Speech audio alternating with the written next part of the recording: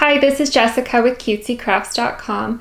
Today I'm going to be showing you how to make this really cute Halloween countdown decoration. I made it using my Cricut maker and it's all cut out in vinyl. You could also stencil it if you wanted to.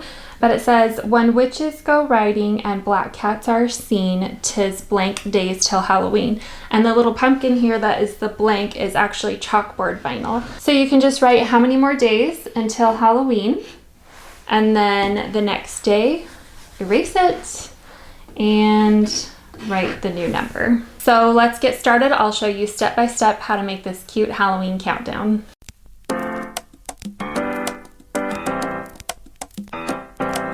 Start by putting a thin coat of stain on your board. I'm using a 12 by 16 inch board, and I'll leave a link in the notes below to what stain I'm using, but it's by Varathane. It's an aged wood accelerator. It's supposed to create like a rustic brown look. Once you stain the entire board, take a rag and wipe the board to get some of the excess stain off. So open up Design Space, start a new project, and then you're going to go to the upload button. I've already got it uploaded here, but just to show you how to do it, you'll go ahead and click on Upload Image. You can either browse to find the file or you can drag and drop it in. So you can go ahead and rename the image over here. You can add in tags like Halloween countdown or something like that. That way you can find it in your library later. And then you would go down here and press the green save button. And then what you can do is click on one that's uploaded and then just click Insert Images. Depending on how big your board is, you can resize it.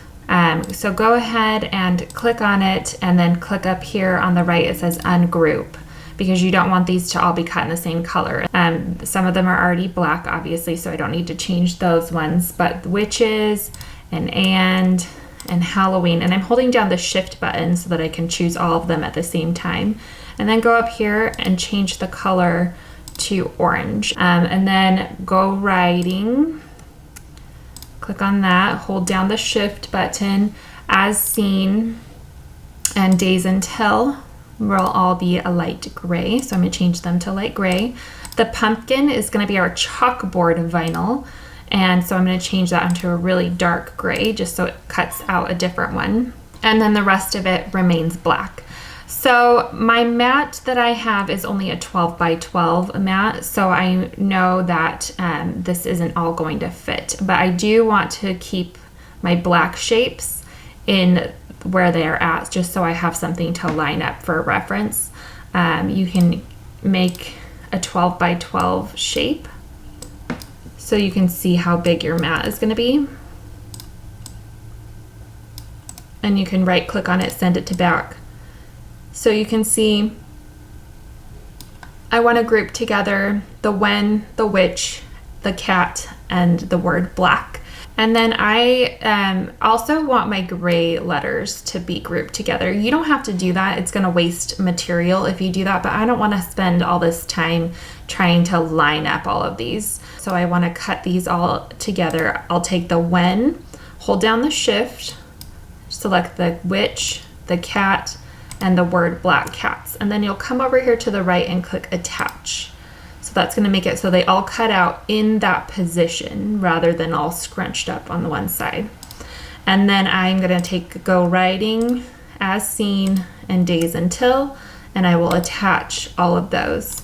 And then one more thing that I wanna do is change the bat here and the tis to different colors so it doesn't try and cut them at the same time as these other black ones, because I don't have enough room on my mat. So I'm just going to make it green. And I'm actually seeing that my whole image is slightly too big. So because I made it exactly 12 inches, it's gonna hang over the edge a little bit. So go ahead and highlight all of it with a box, and then hold down this corner here and you can make it a little bit smaller. Okay, and so now that it is smaller, so I've got it at, actually it's around 11.3 inches wide, just to give you an idea. So now let's go ahead and click Make It. And so you can see we'll have our gray cut right here will be 12 by 12. If you want them to group together to save vinyl, you can do that, but you'll have to place each of them individually. My pumpkin is going to be my chalkboard vinyl, so make sure to change the material when you get to the pumpkin. Then I've got my cut here for the black. I've got my orange. These are going to be each, I'm going to have to cut out and place, but that's okay. I can line those up. And then it says green, but these we know are going to just really be more black vinyl. So then go ahead, put your vinyl on the mat, load it up in your machine, and then push the little C button to start cutting. Repeat that with each color, and once you are done, it's time to weed the vinyl. Weed all of the vinyl, making sure to get out all of those little center pieces of the middles of the D's and the A's and stuff like that, and then cut out any of them that need to be separated from the other words. Put some transfer tape over the vinyl and then rub it on. I'm using contact paper here because I ran out of transfer tape, and I don't recommend doing this. It didn't work very well, so you'll see me struggling a little bit. I like to line it up before taking off the backing and then put a piece of tape down the middle, pull off one side of the backing, cut it off, rub that side onto the wood, and then peel up the other side of the backing, put that side on the wood, and then rub that down. That's just the easier way to get everything centered without having to pull up the pieces over and over again.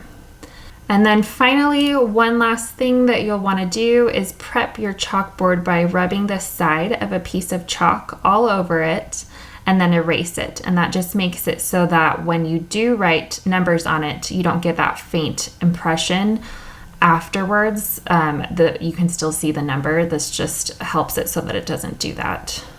And then your project is done and ready to go. I hope you enjoyed making this fun Halloween countdown. Make sure to give me a thumbs up if you liked it, and head over to my blog, cutesycrafts.com, for more fun craft ideas.